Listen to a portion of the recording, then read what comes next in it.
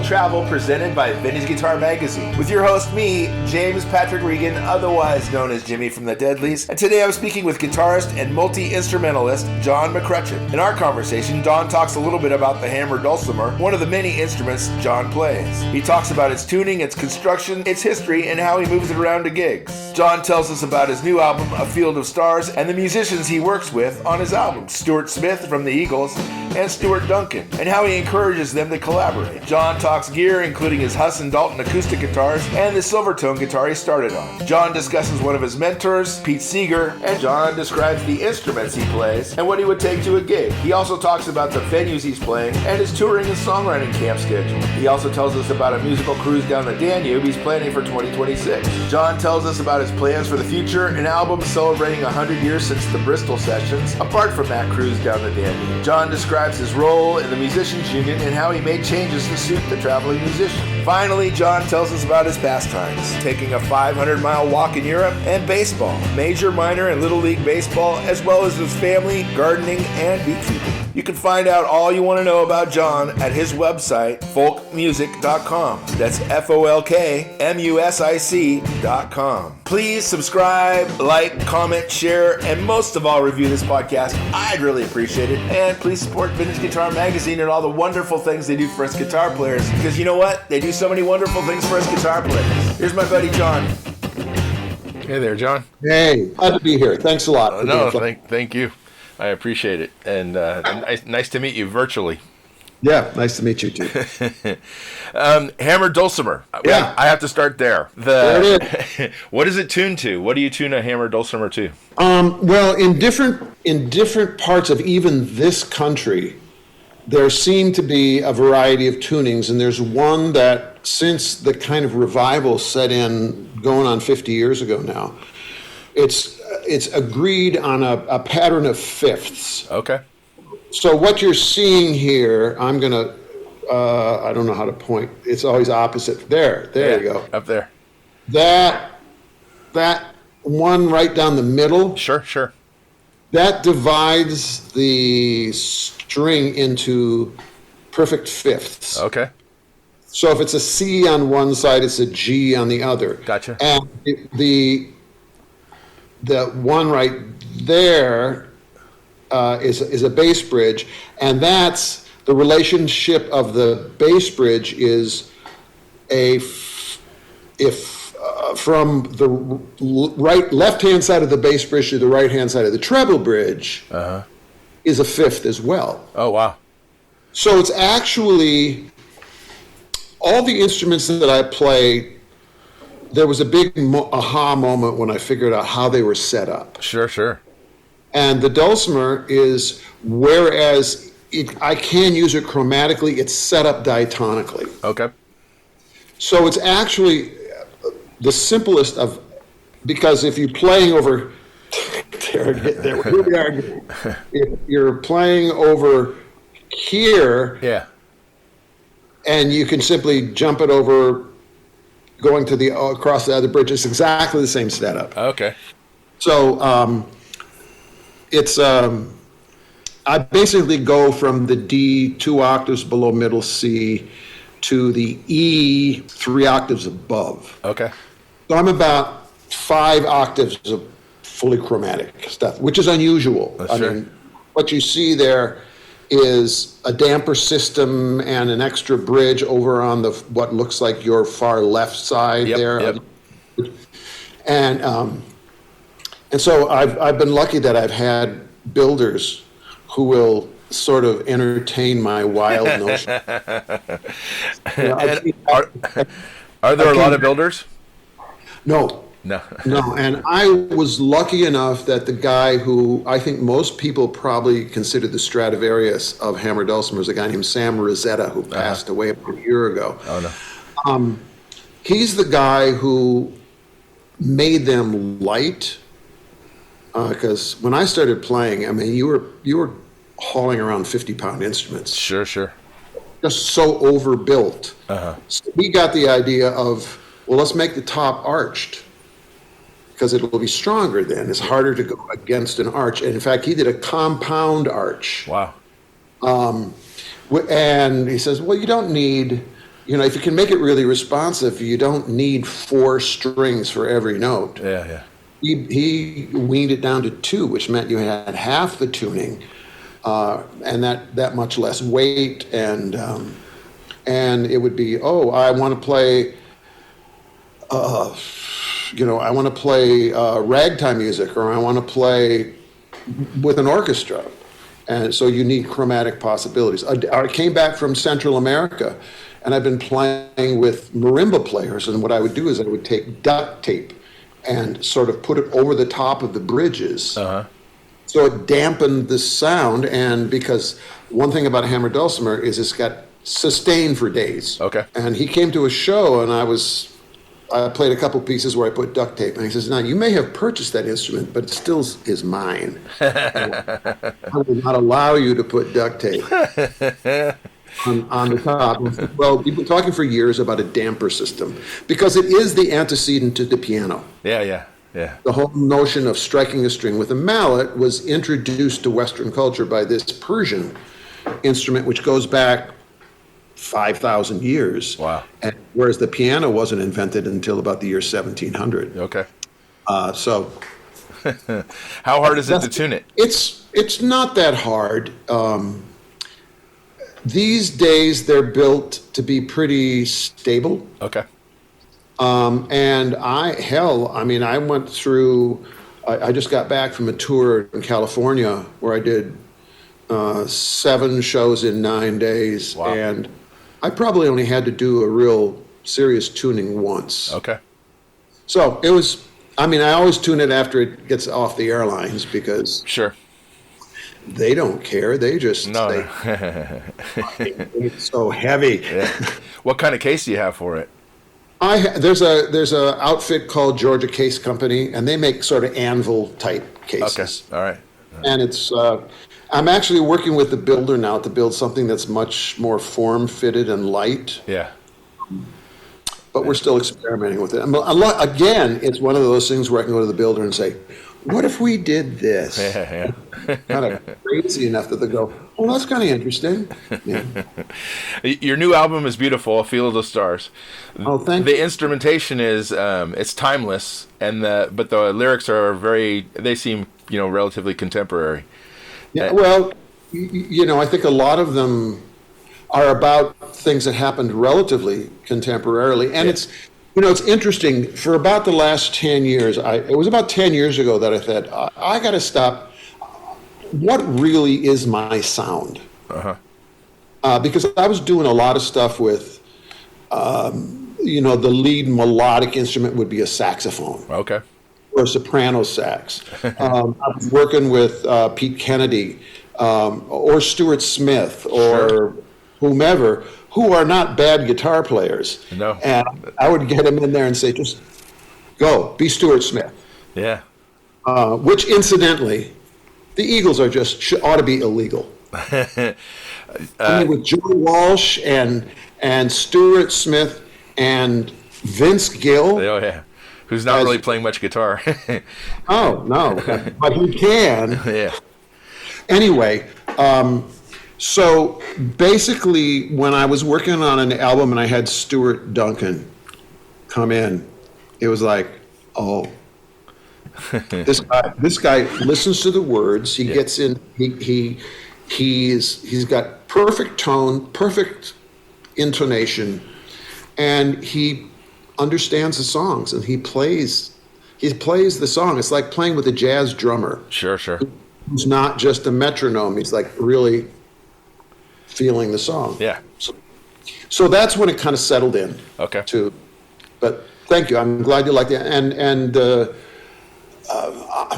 I love the songs in this. Some of them were sitting around waiting to be recorded for a while, and some of them are fairly recent. The title cut being one of them. Yeah.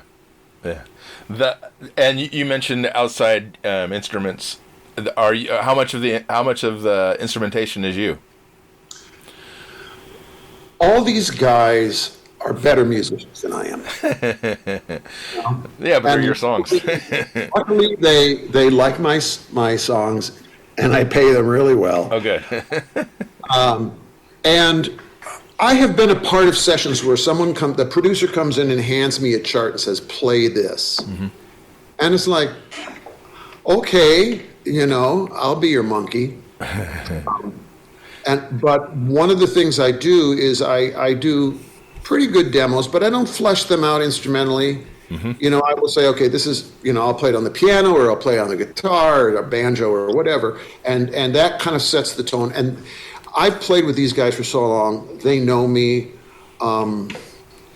They know when it's getting too weird. And a lot of them have pretty wild ideas.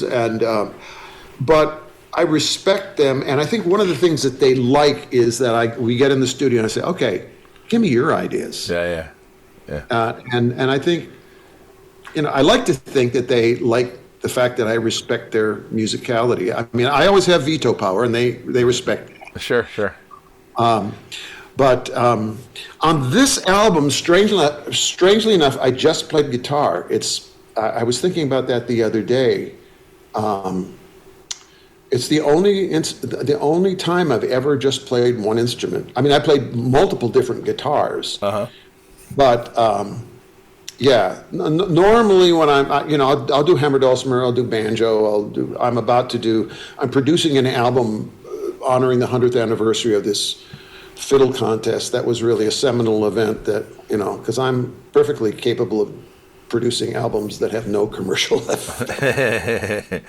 And I'll play a bunch of fiddle on that album. So it's just what is called for. Yeah. I certainly don't need to play fiddle if Stuart Duncan is in the room. Sure. Yeah. That sort of thing. Where did you run into Stuart Duncan and Steuart Smith and all these people? Well, Steuart Smith used to live in the D.C. area, and he was kind of a session player. Oh, yeah. And he was on the road with Dar Williams, and I was living in Charlottesville at the time, and so he called. Well, no, actually, I had met him before. Oh, I know what it was. I was getting a lot of calls to do what they call industrials. Okay. Especially from labor unions. I'm an old labor guy. Uh-huh. And so, the bricklayers would call up and say, we want you to write a song for the video that's going to open up our convention. And I would write up something, and then it's a small world. Yeah. And I'd had one thing where I was using Pete Kennedy, and he wasn't available. So I asked around, who in the DC area is a good guitar player and can really jump in here. And my engineer, Bob Dawson, said, you can't get better than Steuart Smith. Yeah. And somebody else said, everybody, so no, I guess I said, he said, you could do worse than Steuart Smith. After I did the session, I called him back and I said, everybody's worse than Steuart Smith. And Stuart Duncan, I was over in Nashville, and I had this waltz that I had written. I mean, it was called the Tallahassee Waltz. Okay. And there were words to it and everything, and I thought, well, this has got to have a fiddle on it. Mm-hmm. And Stuart and I knew of one another. We'd never worked together, so we're in the studio, and he does two passes. And I said, okay, that's great. He said, what? I said, I've got what I need. He said, you don't want 13 takes of this? I said, why would I want that? It would make mixing a nightmare. Yeah. And he said, you're not from around here, are you? And so we just got to be pals from that point, and every time I do a record, he's willing to make room for it. And he's a busy. Yeah, of course. Of course. Are you based in D.C.? No. I used to be based in Charlottesville for about 20 years. And then 18 or 19 years ago, I moved down to the Atlanta area. Okay. So I'm just east of Atlanta now. Okay, east of Atlanta. Near Stone Mountain. Okay, very good, very good. Who played the electric guitar on Too Old to Die Young? That's Pete Kennedy. Okay, all right. Yeah, and he played he played the Strat, and then he is really getting into lap steel. Okay. So that was him on that. Right on, yeah. Yeah. What kind of guitar were you playing for the acoustic guitar parts on the album? I was using a couple of different Huss and Daltons. Oh wow. I I discovered them, 20 years ago, 25 years ago, early in their life as a company. Again, I was living in Charlottesville, and when you travel around and you're a professional and you go into mass music in Lawrence or Pickers, whatever it is, in Fredericksburg, or, Norm's Guitars out in LA. Yeah. Yeah. They let you in the room that has a sign on the door said, "Please ask for assistance." Sure. We don't have to ask for assistance. And so a couple of different places. I was playing all the acoustic guitars because it's like a toy shop. Yeah, of course. And that's where you get to know these guitars. And the Huss and Daltons, 3 or 4 times in a row, were the best. I mean, there were Collings, there were Taylors, there were Martins, there were Hendersons, there were all kinds of stuff there.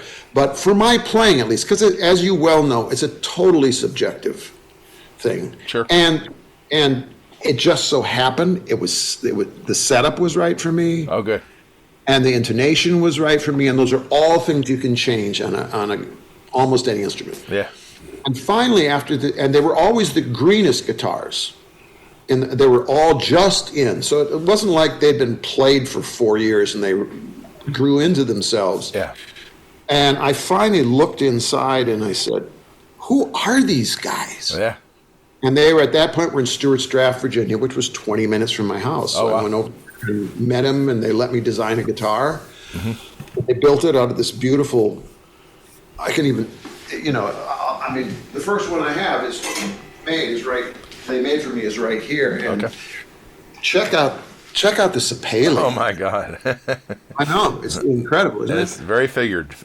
Yeah, and the great thing is acoustically, it's like tonally dead on stage.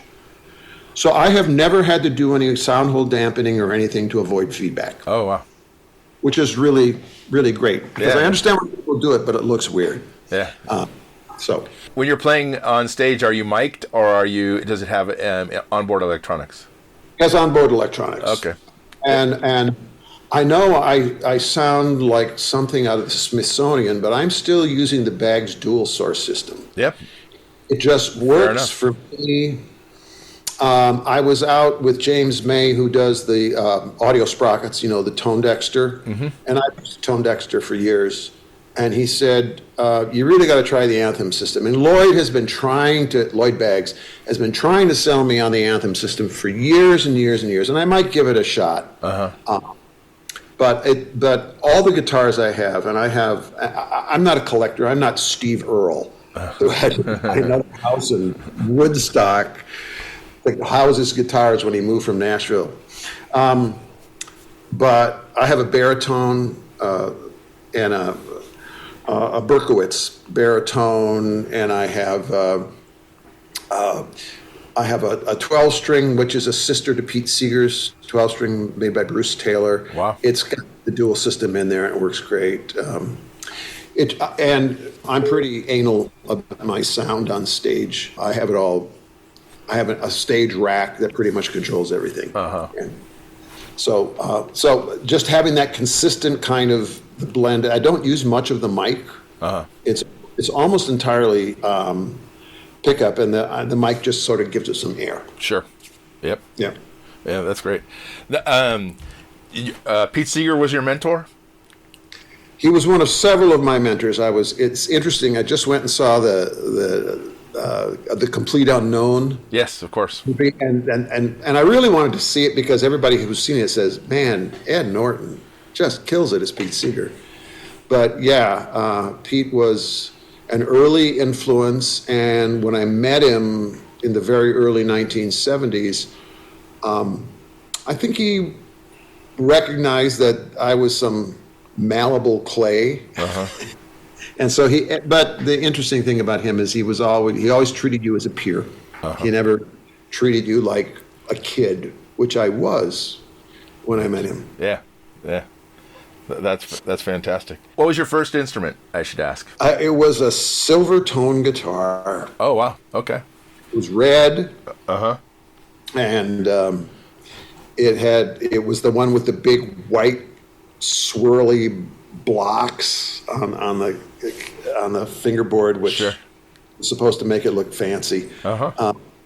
And it's interesting, like everybody, I've thought many times, man, I really wish I still had that guitar. For archival purposes, if nothing else. And then the last album I did before Field of Stars, I did with Tom Paxton. Okay. And there was a particular cut, a song we wrote about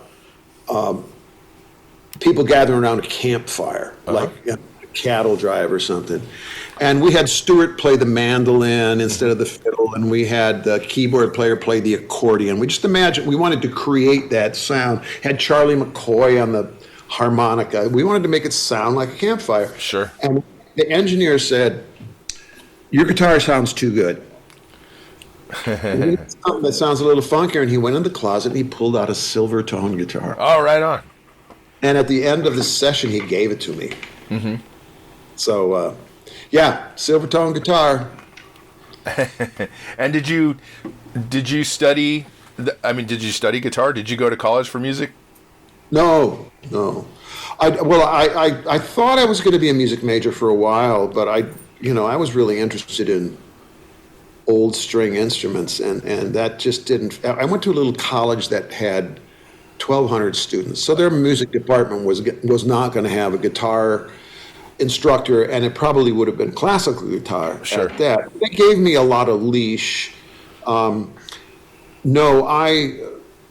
I got that guitar for my 14th birthday, my family, it was a fantastic gift, $29.95.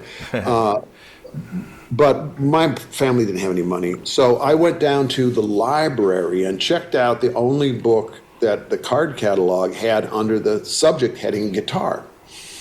And it was this paperback book entitled Woody Guthrie Folk Songs. Sure. And I didn't know who Woody Guthrie was. And it had that page of chord grids. Yep. Inside. I thought, oh, I know what these are. And look, there's 60 songs. So the first 50 songs I learned were Woody Guthrie songs. So I didn't. I guess I could say Woody Guthrie was my guitar teacher. Yeah. Because I thought this was an instruction book. Little did I know. So no, I never studied. I never took lessons. But I feel like I was just telling a buddy I'm writing with in this session before you. I remember being in college and hearing Mississippi John Hurt on the college radio station and just going, I want to do that. Yeah. That is just so simple and so beautiful. And that voice, I, like anybody, like a kid learning to play baseball, you hang out on the edges and you watch the big kids. Yeah. You imitate what they do, and eventually you're good enough that you can play in a jam session, and you're constantly scoping out how did he do that? And Yeah. So, yeah. And how many instruments? I mean, you don't have to name them all, but how many instruments do you play? You play banjo, of course, the hammered dulcimer, guitar, fiddle, and auto harp. In a concert, where I'm limited by what Delta Airlines will accept. Yes. I'll bring a hammered. I have a roadie, so he can take half the stuff. I bring my hammered dulcimer. I bring a guitar. I bring a banjo, I bring a fiddle, I bring an auto harp, and they have a piano there for me because I do play stage. If I'm driving, as I am this weekend, I might take my Pete Seeger 12-string, I might take a fretless banjo, which I love with these days. A friend of mine who was a great English singer of sea songs just passed away, and I was practicing on concertina to sing his songs in a show this weekend just to kind of honor him. Yeah. But there's a bunch of stuff. As I'm looking around here, mandolins and nickel harpas and Hardinger fiddles, and I've got, I don't know if you can see it back there, I've got a bandura, which is this, where is it? That thing right there, which is the north of Ukraine. Yeah. I've got Fora, I've got an oud. I've got a lot of free time and no lack of curiosity. So, I'll make friends at some festival with a kora player, and they'll say, "I've got an extra kora. You want to buy it?" And it's so.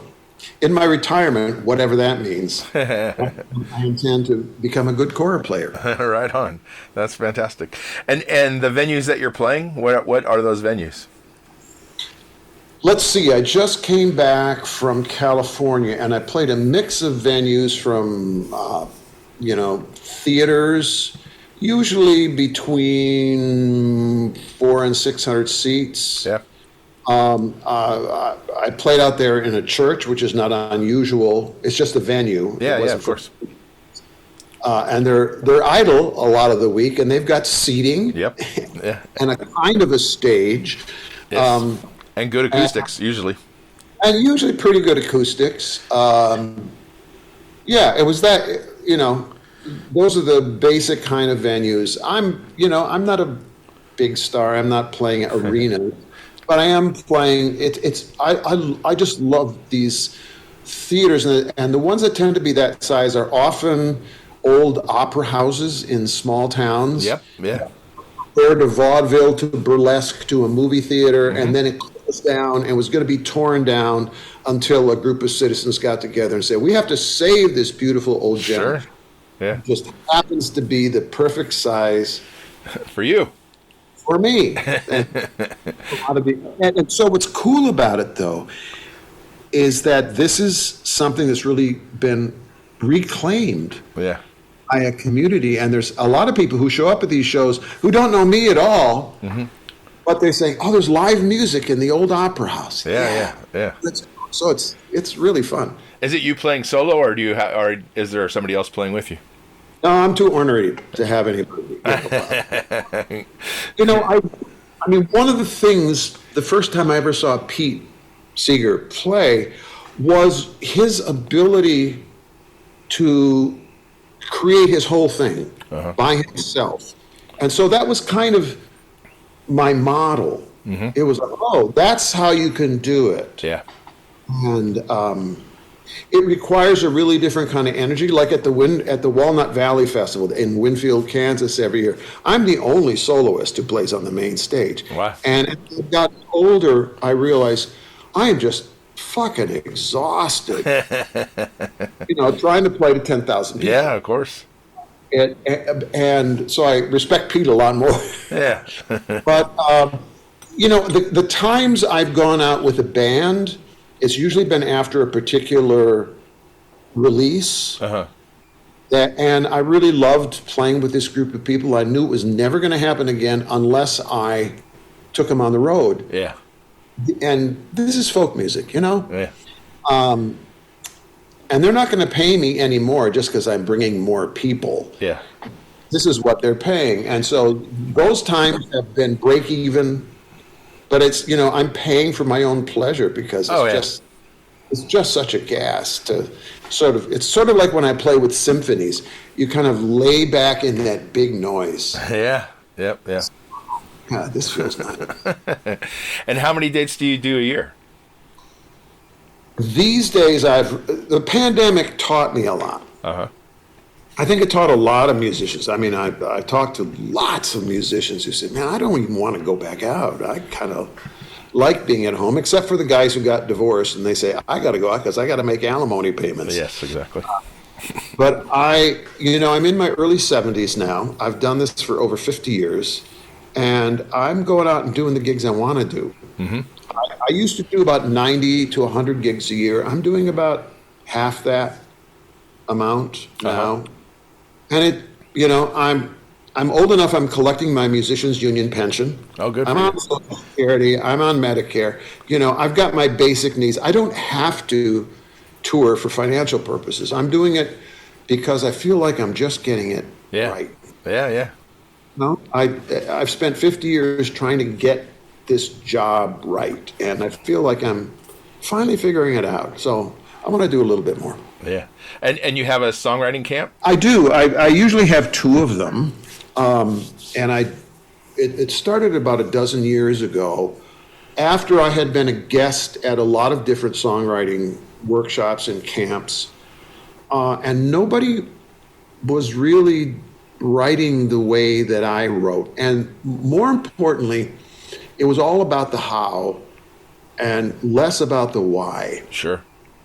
And, I grew up somehow believing that poets and songwriters were important to communities, and they ought to. I remember hearing that Springsteen song. It might, the line had, and the poets ain't got nothing to say. It might have been 10th Avenue Freeze Out. So I started at the Highlander Center, which was a place which was my first destination when I moved south 53 years ago. Yeah. And that was a place. To give me a little bit of its pedigree, it's where the song "We Shall Overcome" gestated. Oh, okay.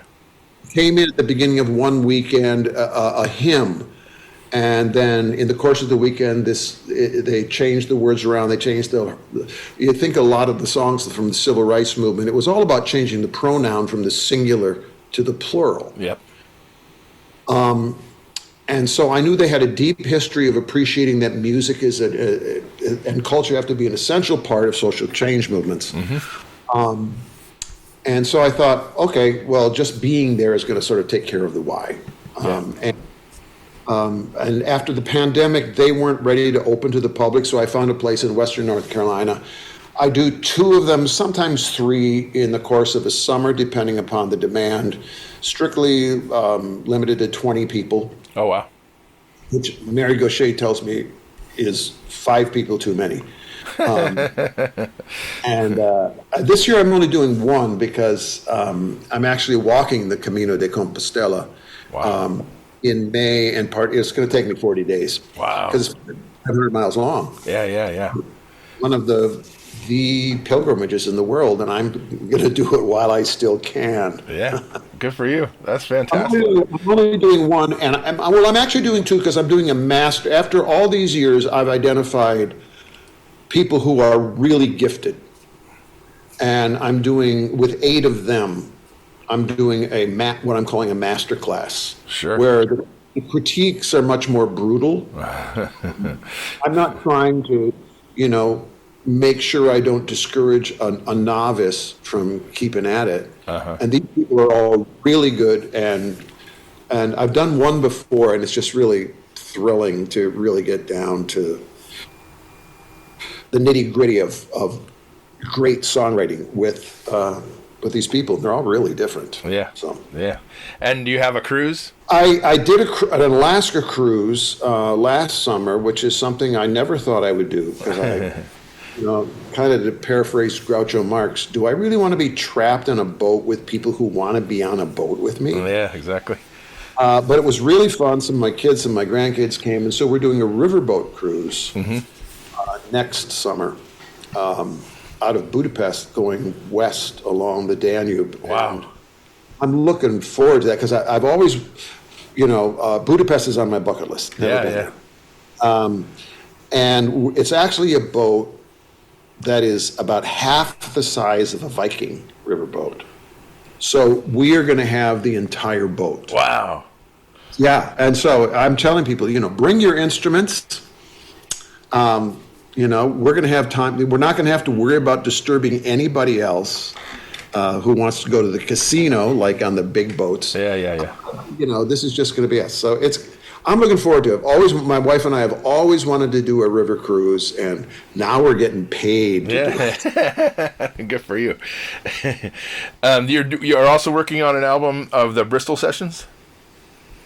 Well, That's my plan. Okay. What I'm working on right now is an album about celebrating the 100th anniversary of an event that happened before the Bristol sessions. Okay. I don't know what homework you've done, but in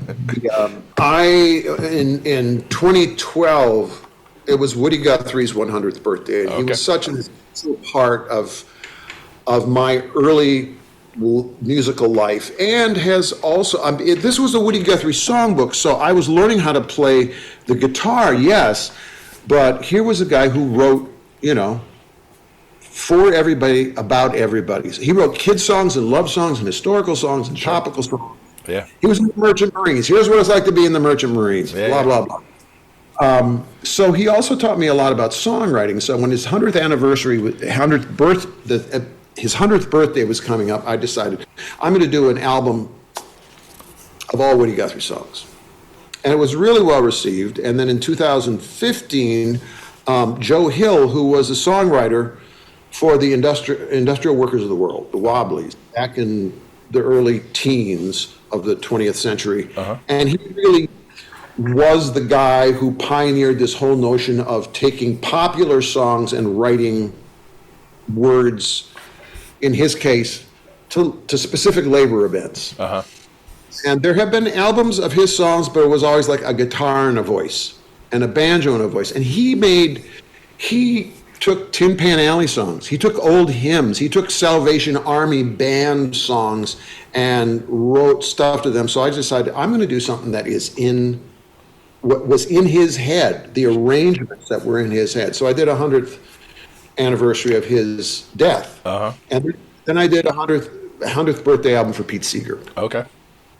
Which brought together lots of people, Hot Rise and Beausoleil and lots of money. So I am planning on doing an all Carter family album in 2027. I lived in Scott County, Virginia for many, many years, the home of the Carter family, got to know the children of the original Carter family, and it's always been in my musical DNA.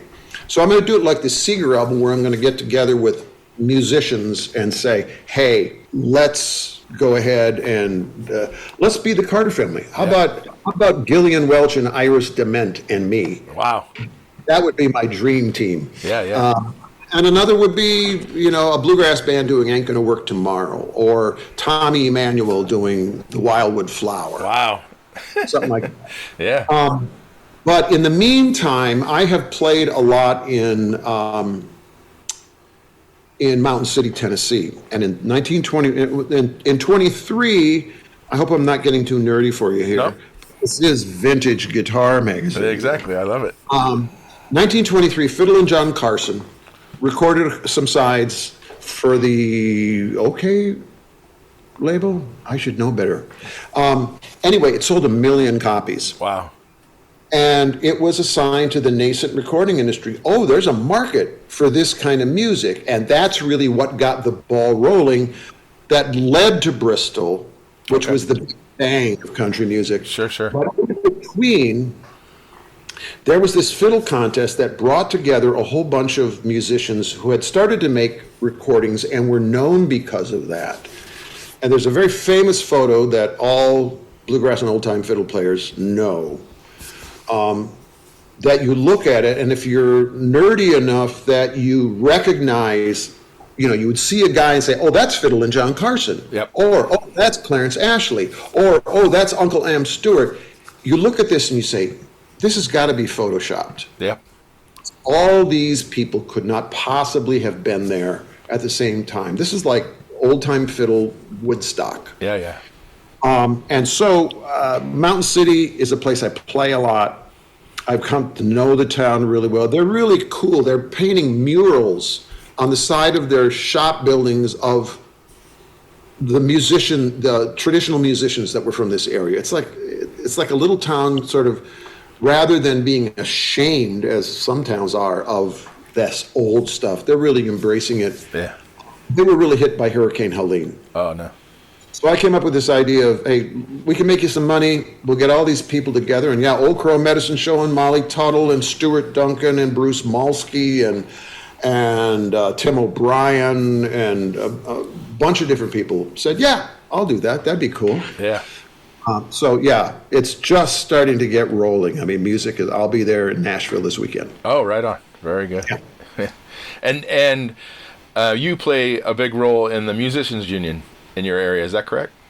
Well, I've been a member of the union for 50 years, and it just seemed like the kind of thing you do. I mean, I grew up in an area where, hell, if I was a doctor, the first thing I'd do is join the American Medical Association. Sure. If I was a lawyer, the American Bar Association. And I grew up in a town where, you know, if the Marathon Battery went out on strike, these days everybody wants to be the bosses. Oh, yeah. Back then it was knee-jerk, you know, oh, I'm with the workers on this. So I kind of grew up with that. Plus I had this Woody Guthrie thing happening with I was being inculcated with this from a musical standpoint. Solidarity forever, you know, you can't scare me, I'm sticking with the union. Union made. So a number of years, the musicians union is set up geographically. The continent, in fact, is divided up into jurisdictions. But those of us who travel for a living were never really, they couldn't figure out what to do with us. Sure. They're built on the old industrial model. Here in Atlanta, you got the Atlanta Symphony. You got that ballet orchestra. You got the opera orchestra. The workers show up to the same workplace every day as though they were auto workers. Yeah. You know. Yeah. But for those of us who are doing one-night stands, they weren't doing anything for us. So a bunch of us got together who were members in our geographic locals and started petitioning the musicians union. This is going on 30 years ago now. Mm-hmm. And we were invited to New York to plead our case, and we were taking the chance that they were actually a democratic organization. Yes. Described what our work life was like, and they said, "What? You're playing in a different town every night? You can make a living doing that?" What planet are you guys on? So luckily they probably saw dollar signs saying, "Oh, look at all these unorganized." So we were granted a charter to have a non-geographic, it was local. Oxymorons aside, it was based on the kind of work you did. So if you were a traveling musician and they wanted to sort of not let us go out and sign up the E Street Band and, White Snake and everybody and have them all be in the same local. Yeah. But they kind of limited it to acoustic music, which is pretty broad because we have Cajun bands and gospel groups and bluegrass bands and singer-songwriters, and we have a musical saw player. Wow. And so we started organizing, and I was the president for a long time. And when I moved to Atlanta, I was invited to be on the board of the local here. And I resigned from that a year or two ago, and now I'm just working on their organizing committee. So it's an important thing, and I feel like I've learned a lot, and I still have some ideas and some energy. So yeah, that's great. That is some people join the Kiwanis. I joined the union. Oh, you mentioned the 100-mile walk. Is there anything else you do for fun?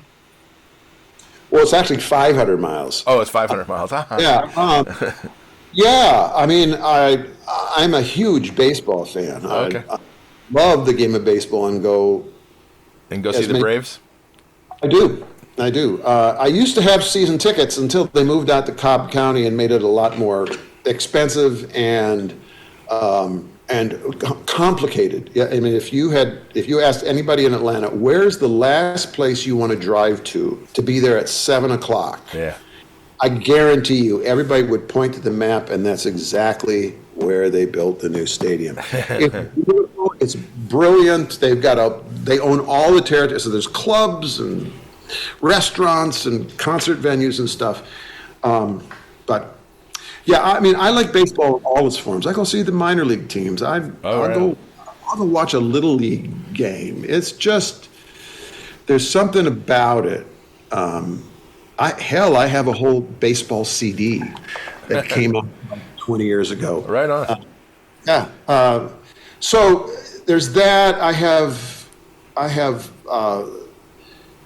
2 sons and 3 stepdaughters. I've got 6 grandchildren, and I had no idea how much I would love being a grandfather. So I hang out with them as much as I can. So Right on. I do lots of stuff. I'm a beekeeper. I'm a gardener. Oh, right on.